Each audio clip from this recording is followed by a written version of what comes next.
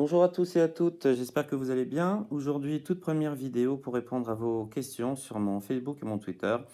Vous m'avez demandé de vous présenter ma collection de pinceaux. Et ben, c'est parti. Aujourd'hui, focus sur les pinceaux pour le fond de teint, les poudres et les pinceaux blush. Tout ce qui est pinceaux pour les lèvres et pour les yeux, eh bien, feront l'objet de prochaines vidéos. Avant de commencer, je tiens vraiment à vous préciser et à vous dire que la grande règle dans le maquillage, c'est de se faire plaisir. Alors oui, bien sûr, il y a de la technique, il y a des règles peut-être en colorimétrie, mais n'oubliez pas que vous pouvez tout faire avec, je dirais, n'importe quel pinceau. On peut appliquer n'importe quelle texture avec n'importe quelle fibre, en fonction du résultat que vous désirez avoir et de la matière. Ça, encore une fois, ça fera partie de prochaines vidéos. Alors, je vais commencer par les pinceaux à fond de teint classiques. Petite précision, comme vous le voyez, j'ai énormément de pinceaux d'une marque spécifique, puisque bien sûr je la représente au niveau de la France, mais comme c'est ma chaîne privée, eh bien je ne fais aucune pub, donc je ne vais pas parler de la marque. Je ne vais pas parler des numéros des pinceaux, je parle simplement du pinceau en lui-même. Alors, ce type de pinceau, c'est un pinceau synthétique. La plupart de toutes les marques en maquillage en font, en plus ou moins bonne qualité. C'est un pinceau synthétique à fibres lisses et plates. Donc vous allez pouvoir appliquer tout type de fond de teint, tout type de crème, tout type de liquide, tout ce qui est poudre, etc. On verra par la suite. On va se concentrer sur l'utilisation première, mais aussi tout type d'hydratant. Alors, je vais vous donner un exemple et je vais vous expliquer à quoi ça sert. Lorsqu'on va appliquer de l'hydratant avec son pinceau, alors bien sûr déjà, ça va vous éviter d'appliquer avec les doigts si vous n'aimez pas, ou alors avec votre éponge, mais ça va vous permettre en fait d'imbiber les fibres du pinceau de votre hydratant, d'accord? Ce qui va par la suite vous aider lorsqu'on va appliquer le fond de teint. Donc là, je prends n'importe quel fond de teint, n'importe quelle couleur. Puisque l'hydratant est déjà pré-imprégné dans votre pinceau, ça va fluidifier votre fond de teint. Donc, je vais appliquer, alors là je montre, je dirais, le geste doucement. Donc c'est un mouvement de va-et-vient, d'accord, mais, d'accord, moi, voilà, avec deux doigts, je vais travailler ma texture. Alors c'est un coup à prendre. Ce qui va en fait vous permettre d'étirer uniformément la matière je dirais, sur la surface de la peau, mais aussi, je dirais, de patiner votre produit. D'accord? Donc c'est hyper simple, et vous voyez qu'en fait, j'ai pris carrément une couleur jaunasse, quelle que soit la matière, même si c'est une texture très épaisse, ça va vous permettre de fluidifier votre texture dans la peau, donc de rendre le maquillage plus facile. Attention, choisissez bien sûr votre hydratant, pardon, ça fera partie encore d'autres vidéos en fonction de votre type de peau et en fonction du résultat que vous désirez avoir. D'accord? Faites attention aux hydratants qui contiennent trop de silicone, parce que ça risque ou de pelucher ou alors ça va faire patiner votre fond de teint sur la peau. D'accord? On va passer à un autre type de pinceau. C'est plus ou moins le même principe. Ce sont des pinceaux en fibre synthétique. Celui-ci est beaucoup plus souple, beaucoup plus fin. Donc, à quoi ça va servir? Ça peut déposer beaucoup moins de matière et avoir, je dirais, un rendu visuel beaucoup plus subtil. D'accord?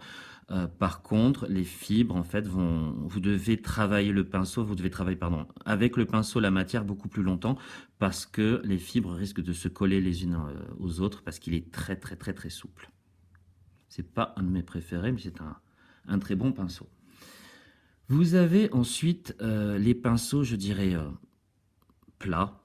C'est encore une fois des fibres synthétiques, beaucoup plus lisses, beaucoup plus denses et fermes que les autres. D'accord? Et ce type de pinceau va vous permettre d'appliquer la matière plus finement, je dirais. J'en ai pris un petit peu trop. Ça va plus l'étirer. Donc la matière va moins rentrer dans la fibre du pinceau. Vous allez avoir un résultat final beaucoup plus léger, beaucoup plus transparent. C'est pas encore une fois un de mes pinceaux préférés. Voilà, c'est un pinceau que j'utilise plus lorsque je vais faire des formes géométriques sur les défilés, etc. Mais pas, j'allais dire dans la vie de tous les jours, pas pour les acteurs, les actrices ou mes célébrités.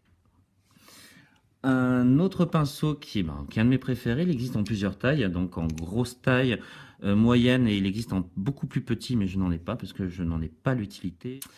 Vous allez travailler votre matière par mouvement de va-et-vient, d'accord?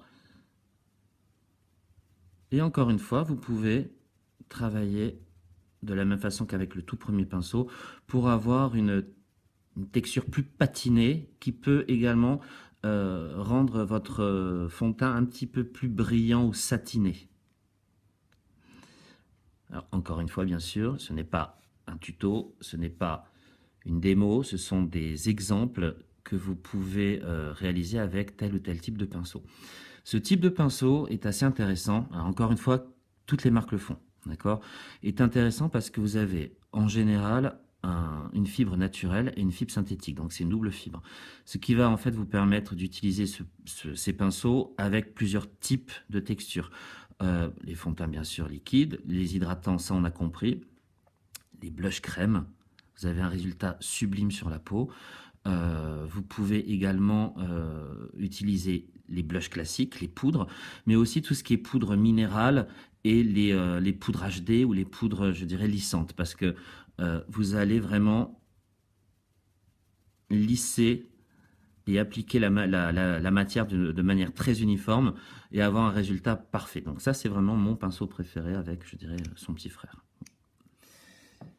Il existe d'autres types de pinceaux qui, je dirais, ce sont des pinceaux bons à tout faire ou des spécifiques. Alors, ce type de pinceau, encore une fois, beaucoup de marques le font. C'est un pinceau très plat, avec des fibres très denses qui ne s'écrasent pas, d'accord?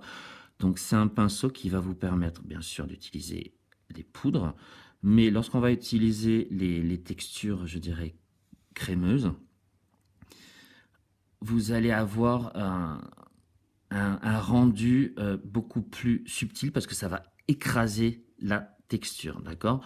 Donc vous allez en fait comme, c'est une nouvelle manière de maquiller, vous allez peindre, j'allais dire. Vous allez vraiment étirer et imbriquer la texture dans la peau. Donc encore une fois, c'est un pinceau qui est gadget pour tout le monde, c'est vraiment plus à titre professionnel. C'est plus à la rigueur pour du face ou pour du body painting, ce que je déteste faire. Alors j'en ai horreur, donc je ne vous ferai jamais une vidéo là-dessus. C'est un pinceau intéressant pour les professionnels, voilà. Ce type de pinceau également, qui est un pinceau en fibre naturelle, mais qui peut vous permettre d'appliquer toutes les textures de poudre et les textures de liquide et de fond de teint. Encore une fois, c'est pas indispensable. Déjà, si vous avez les pinceaux classiques, vous en sortirez très très bien. Concernant ce type de pinceau éventail, donc encore une fois, une double fibre naturelle et synthétique, ça va vous permettre d'utiliser poudre et crème de façon très subtile, parce qu'en fait, je dirais la matière est tellement souple que ça va déposer très très peu de matière. Alors, ne vous inquiétez pas, ne me le mettez même pas en commentaire. Je vais faire une vidéo avec les différents rendus avec d'autres pinceaux. Je ne le fais pas aujourd'hui parce que ça ferait une vidéo de plus de 20 ou 30 minutes. Et voilà, j'ai pas envie de vous embêter non plus avec ça. Donc, je vous parle en premier de l'utilité des pinceaux et les résultats, on verra par la suite. Donc, ce pinceau va vous permettre d'utiliser des blushs poudre ou des blushs crème. Donc, en fait, encore une fois, on va venir tapoter le visage pour déposer très peu de matière. Vraiment un pinceau extraordinaire. Au début, vraiment pas évident à utiliser, mais avec un petit peu de pratique, vous allez voir, c'est très facile. On continue donc avec les pinceaux pour la poudre, donc le gros pinceau poudre classique. Encore une fois, toutes les marques en font, c'est le plus courant. Vous avez ou des fibres synthétiques ou des fibres naturelles. Moi, je préfère la fibre naturelle pour la poudre. Donc vous en avez de différentes tailles, de différentes qualités, surtout de différentes formes. Donc le gros ombreur classique, et là vous avez une sorte de pinceau en forme d'ogive.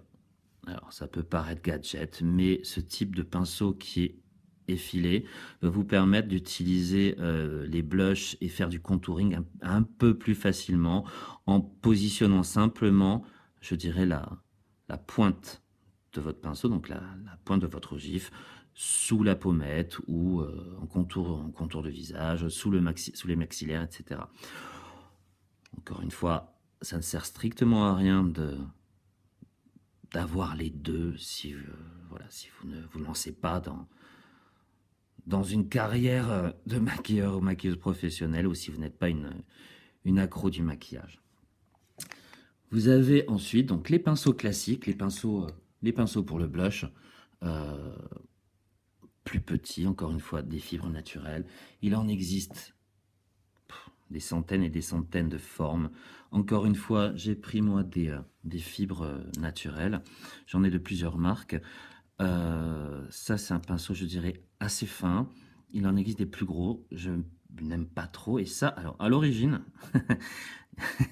à l'origine, il s'est un petit peu abîmé. Il était, je dirais, en une sorte de biseau.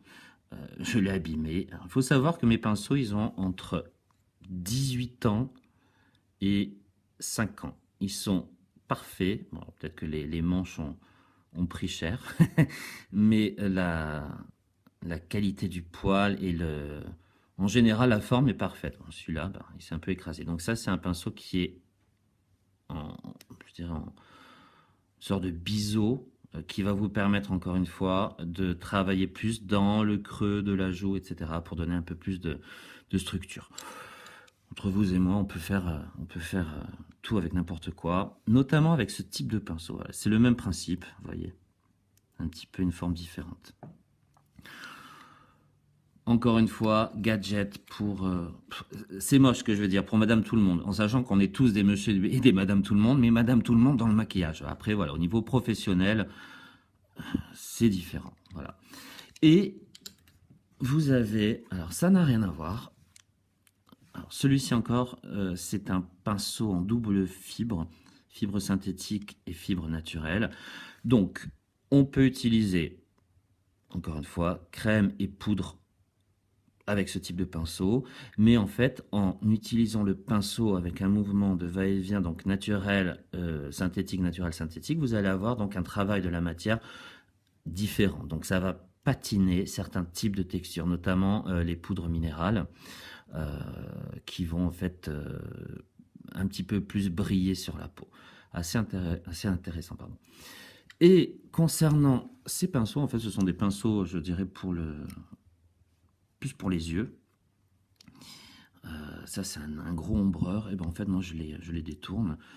Je les utilise pour structurer, je dirais, le visage, ou pour marquer un peu plus intensément une partie du visage. Voilà, notamment pour des maquillages de défilé ou des célébrités américaines qui veulent des choses un petit peu plus définies, de maquillage un petit peu plus intense. Voilà. Eh bien les amis, c'est fini pour aujourd'hui. J'espère que cette toute première vidéo vous aura intéressé. Encore une fois, je ne suis pas là pour vous apprendre le maquillage, je suis là pour vous faire partager un petit peu mon expérience, pour répondre à vos questions. Donc n'hésitez pas à me laisser vos commentaires, à me poser toutes les questions que vous voulez, à me laisser vos suggestions d'amélioration pour la suite de mes vidéos. Énormément de questions sur mon Facebook et mon Twitter, mais n'oubliez pas que maintenant, ben voilà, j'ai cette chaîne. Je remercie mes 12 abonnés. C'est très sympa en une journée. Merci beaucoup. Ben, j'espère que cette chaîne vous plaira et pourra perdurer dans le temps. Voilà. D'ici là, ben, portez-vous bien. Je vous remercie beaucoup et à très bientôt. Au revoir.